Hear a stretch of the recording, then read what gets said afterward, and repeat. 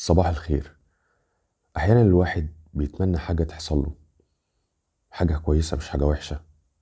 بيبقى الحاجة دي نفسه فيها قوي، ويفضل يتمناها ويفضل يفكر فيها كتير، بس ما بتجيلهوش. فيقول الحمد لله، وبعدين ربنا يختبره في الحمد لله، ويفضل يجيب الحاجة دي قدامه كتير، ويفضل هو بقى يرجع تاني يفكر فيها ويفكر فيها، بس ما بتجيش. فيبدأ بقى ان هو يتضايق، ويبدأ ان هو يفكر اكتر، بس برضه ما بتجيش.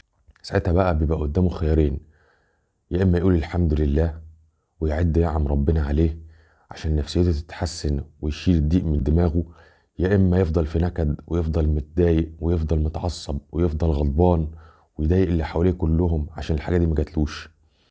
بس وقت ما يختار ان هو يعد نعم ربنا عليه، وقد ايه ان هو قادر ان هو يغير حياته عن طريق تفكيره، عن طريق ان هو بيستعين بربنا كمان فوق كل ده، حياته تتغير. واحد بيقول انا كنت عليا ديون كتير قوي، فنزلت اتمشى، مش لما وصل بيا الذروه كنت بتمشى في يوم من الايام في الشارع. حصل موقف خلاني انسى كل همومي وابتدي من جديد. وانا قاعد بفكر في الديون، بصيت كده على الطريق، لقيت واحد بيعدي الطريق، واحد من غير رجلين، ماشي على خشبه عليها تحتها عجل، بيزقها بايديه وبيعدي الطريق. فضلت اراقبه لحد لما عبر الطريق، وعيني جت في عينيه، قام بصلي وقال لي صباح الخير وعدى وهو مبتسم.